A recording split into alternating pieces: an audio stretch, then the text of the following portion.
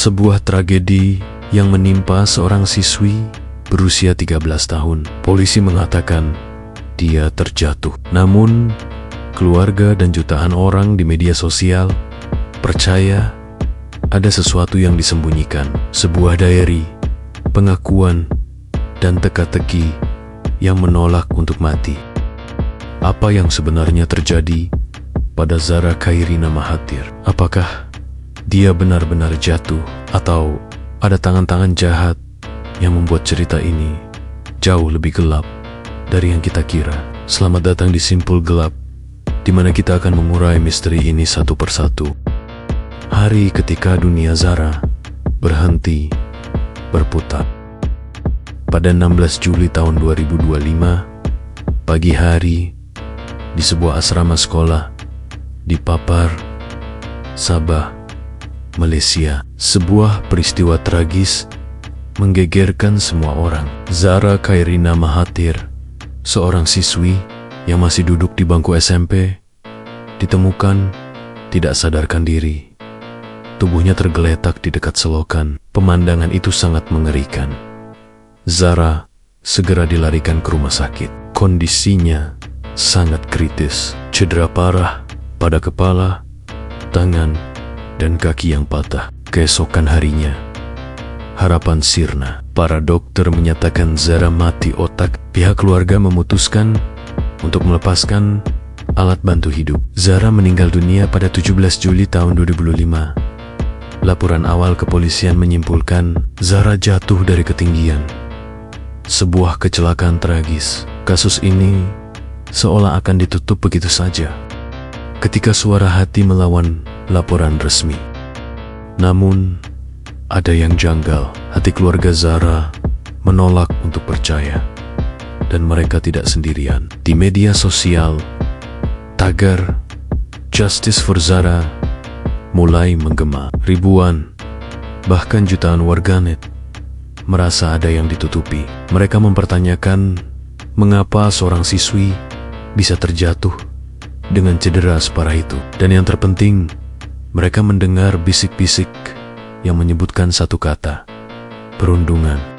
Publik dan keluarga menuntut keadilan. Tekanan terus berdatangan, memaksa pihak berwajib untuk membuka kembali kasus ini. Kematian Zahra bukan lagi sekadar kasus kecelakaan, tapi sebuah misteri yang menuntut untuk dipecahkan.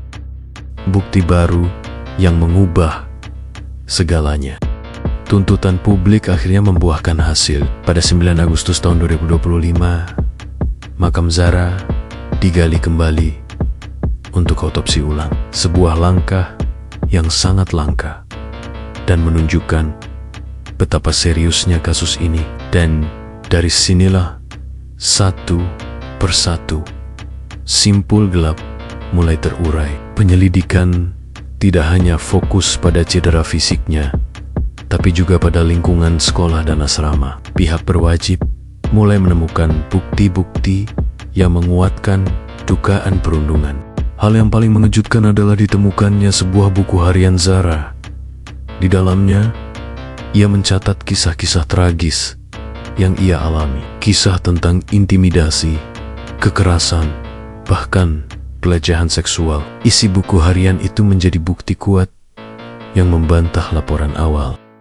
Menteri Dalam Negeri bahkan mengeluarkan pernyataan yang mengonfirmasi adanya unsur perundungan, kekerasan, dan pelecehan seksual dalam kasus ini. Kisah tragis di dalam diary itu bukanlah karangan. Itu adalah kenyataan yang dialami Zahra, yang membuatnya hidup dalam ketakutan. Pencarian keadilan yang belum selesai.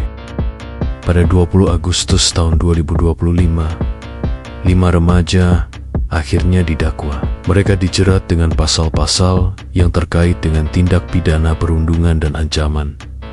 Namun, mereka semua mengaku tidak bersalah. Kasus ini sekarang berada di tangan pengadilan. Perundungan diakui ada. Namun pertanyaan besar masih menggantung di udara. Apakah perundungan ini yang menyebabkan Zahra jatuh, atau memang ada orang yang mendorongnya?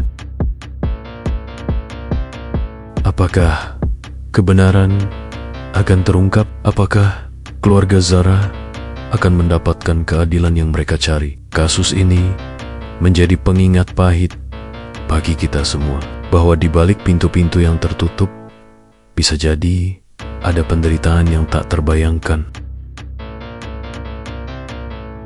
Kisah Zara adalah kisah yang memilukan, sebuah tragedi yang dimulai dari sebuah kebohongan dan kini menuntut kebenaran. Kita hanya bisa berharap dalam perjalanannya tidak ada lagi simpul yang ditutup-tutupi. Bagaimana menurut kalian?